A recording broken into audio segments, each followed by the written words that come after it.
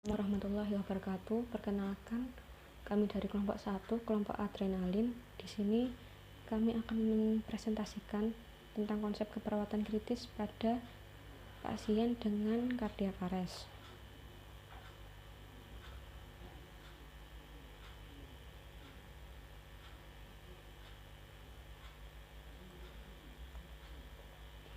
Untuk definisi dari cardiac arrest menurut American Heart Association pada tahun 2015, yaitu kondisi berhentinya fungsi jantung secara tiba-tiba pada seseorang yang telah atau belum diketahui menderita penyakit jantung.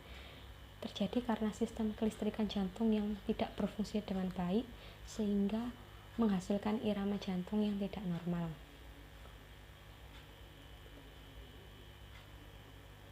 Untuk etiologi, menurut AHA pada tahun 2010, seseorang dikatakan memiliki resiko tinggi terkena henti jantung dengan kondisi yang pertama, jantung terdapat jejas atau mengalami pembesaran. Yang kedua, penebalan pada otot jantung, yaitu kardiomiopati, umumnya karena tekanan darah yang tinggi atau kelainan pada katup jantung. Yang ketiga, kelistrikan yang tidak normal. Yang keempat, seseorang menggunakan obat-obatan untuk jantung yang justru merangsang timbulnya aritmia ventrikel dan berakibat cardiac arrest. Yang kelima, pelepasan adrenalin ketika berolahraga atau melakukan aktivitas yang berat. Yang terakhir, penyalahgunaan obat-obatan yang justru menjadi faktor utama terjadinya cardiac arrest pada penderita yang sebenarnya tidak mempunyai kelainan pada organ jantungnya. Selanjutnya, manifestasi klinis. Menurut Pusbankes 118 tahun 2010, ada 3. Yang pertama, tidak adanya respon. Pasien tidak dapat berespon terhadap rangsangan suara, tepukan, maupun cubitan. Yang kedua, tidak dapat bernafas dengan normal ketika jalan nafas dibuka. Yang ketiga, tidak teraba denyut nadi di arteri besar, karotis, femoralis, dan radialis. Selanjutnya, patofisiologi dari cardiac arrest. Yang pertama ada ventricle fibrilasi, yaitu irama jantung tidak nampak sehingga dapat mengancam jiwa dan harus segera dilakukan digishock dengan defibrilator. Yang kedua, ventricle tachycardy, yaitu frekuensi jantung 100-250. Frekuensi nadi yang cepat akan menyebabkan fase pengisian ventrikel kiri akan memendek dan akibatnya pengisian darah ke ventrikel juga berkurang sehingga curah jantung akan menurun dan ini dapat mengakibatkan cardiac arrest. Sehingga pemberian terapi defibrilasi dengan menggunakan digishock dan CPR adalah pilihan utama.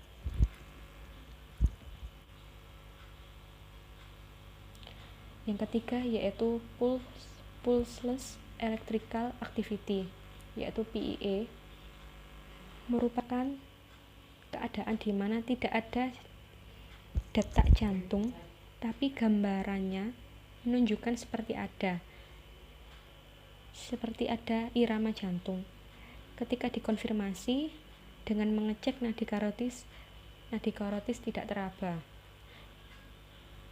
Yang keempat yaitu asistol, yaitu tidak adanya detak jantung sama sekali, dan kondisi ini diperlukan tindakan yang harus segera diambil adalah CPR.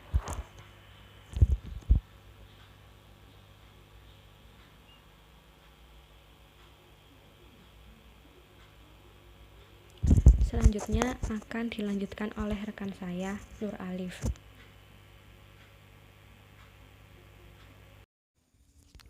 Baik, di sini saya akan melanjutkan presentasi yaitu prognosis. Kematian otak dan kematian permanen dapat terjadi hanya dalam jangka waktu 8-10 menit dari seorang tersebut mengalami henti jantung. Kondisi tersebut dapat dicegah dengan pemberian resusitasi jantung, paru, dan defibrilasi segera. Untuk secepat mungkin mengembalikan fungsi normal jantung, resusitasi jantung, paru, dan defibrilasi yang diberikan antara 5-7 menit dari korban mengalami henti jantung. akan memberikan kesempatan korban untuk hidup rata-rata sebesar 30% sampai 45%. Sebuah penelitian menunjukkan bahwa dengan penyediaan defibrilator yang mudah diakses di tempat umum seperti pelabuhan udara, dalam arti meningkatkan kemampuan untuk bisa memberikan pertolongan segera mungkin, akan meningkatkan kesempatan hidup rata-rata bagi korban cardiac arrest sebesar 64%.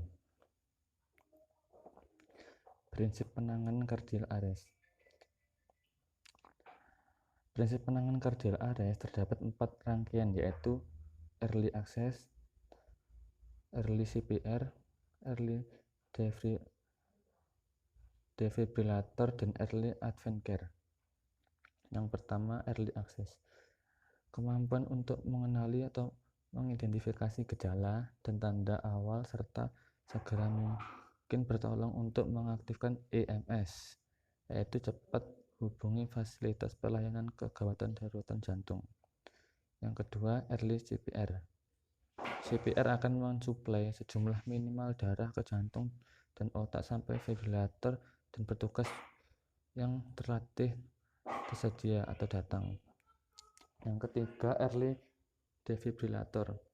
Pada beberapa korban pemberian defibrilasi segera ke jantung, korban bisa mengembalikan denyut pengembalian dan denyut jantung.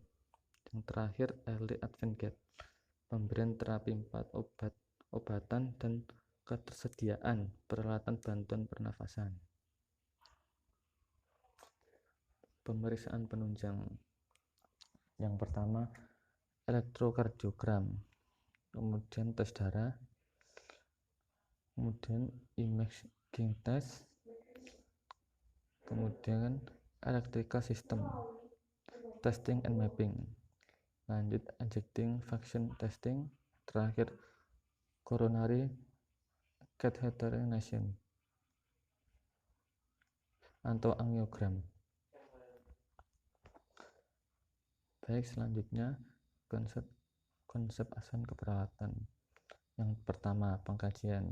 Apabila menemukan pasien dalam keadaan tidak sadar, maka pertama kali amankan lingkungan pasien, atau bila memungkinkan pindahkan pasien ke tempat yang aman. Selanjutnya posisikan pasien ke dalam posisi netral atau terlentang untuk memudahkan pertolongan. Yang pertama, lakukan airway.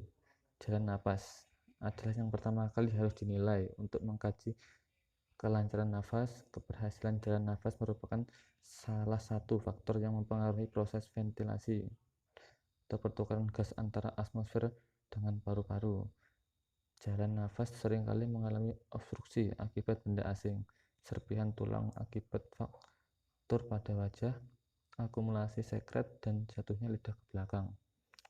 Data yang berhubungan dengan satu jalan nafas adalah: yang pertama, cyanosis, mencerminkan hipoksemia.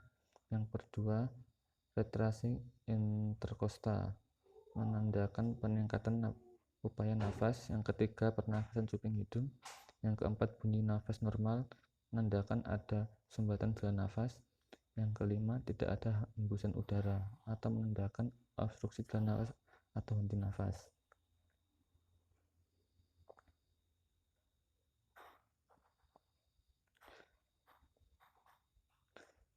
Baik, yang kedua, breathing.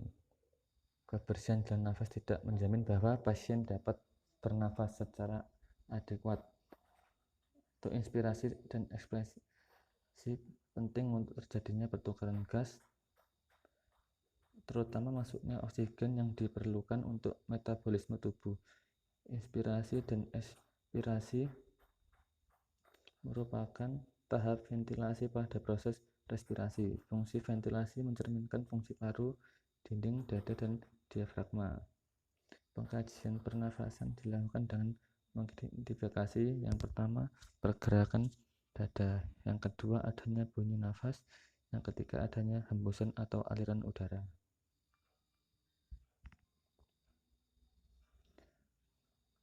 Yaitu yang ketiga, sirkulasi yang adekuat menjamin distribusi oksigen ke jaringan dan pembuangan karbon dioksida sebagai sisa metabolisme. Sirkulasi tergantung dari fungsi sistem kardiovaskuler.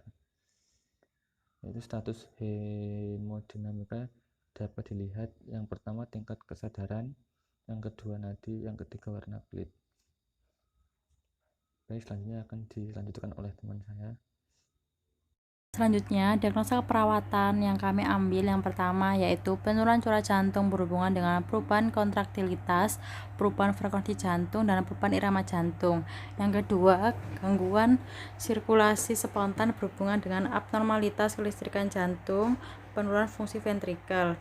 Untuk intervensi keperawatan pada diagnosa pertama, setelah dilakukan intervensi keperawatan selama 3 kali 24 jam, maka curah jantung meningkat dengan kriteria hasil. Untuk curah jantung yang pertama, kekuatan nadi perifer meningkat, kedua IF meningkat, ketiga dipsio menurun, keempat CRT membaik. Untuk perfusi miokard yang pertama gambaran EKG aritmia menurun, kedua nyeri dada menurun, ketiga arteri apikal membaik, keempat tekanan arteri MAP membaik. Untuk satu sirkulasi yang pertama kekuatan nadi meningkat, kedua output urin meningkat, saturasi oksigen meningkat, pH oksigen meningkat.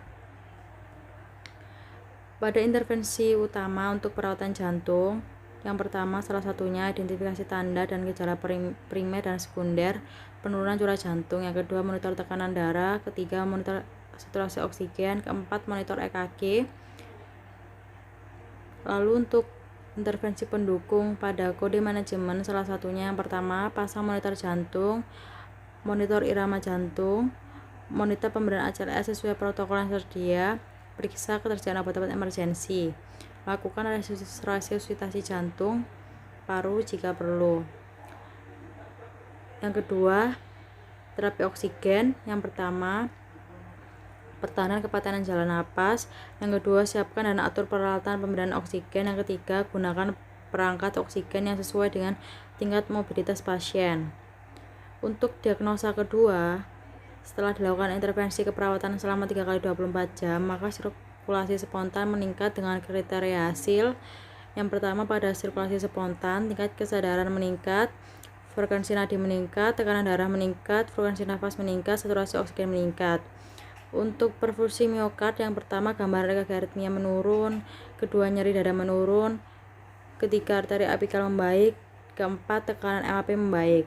Untuk satu sirkulasi yang pertama kekuatan nadi meningkat, kedua output urin meningkat, ketiga saturasi oksigen meningkat. Untuk intervensi utama pada resusitasi jantung paru, salah satunya yang pertama identifikasi respon pasien, kedua monitor nadi karotis dan napas setiap 2 menit atau 5 siklus RJP, ketiga kompresi dada 30 kali dikombinasikan dengan bantuan napas ventilasi 2 kali jika ditemukan tidak ada nadi dan tidak ada napas. Untuk intervensi pendukung pada stabilisasi jalan nafas, yang pertama identifikasi ukuran dan tipe selang orofaringeal atau nasofaringeal. Yang kedua monitor saturasi oksigen dan CO2. Yang ketiga lakukan pengisapan mulut dan orofaring. Keempat, jelaskan tujuan dan prosedur stabilisasi jalan nafas. Selanjutnya, untuk pemantauan tanda vital, yang pertama monitor tekanan darah, monitor nadi, monitor pernapasan, monitor suhu tubuh, monitor oksimetri nadi, monitor tekanan nadi. Yang ketujuh, atur interval pemantauan sesuai kondisi pasien. Selanjutnya, mechanical chest compression. Mechanical chest compression adalah suatu teknik CPR menggunakan mesin dan piston untuk melakukan kompresi dada sehingga frekuensi dan kedalaman kompresi dada berkualitas dalam waktu yang lama. Mechanical chest compression tidak lebih baik daripada manual chest compression sehingga untuk pemakaiannya tidak direkomendasikan. Namun di beberapa studi disebutkan bahwa mechanical chest compression dapat meningkatkan cardiac output dan status neurologis pasien. Sekian presentasi dari kelompok kami. Wassalamualaikum warahmatullahi wabarakatuh.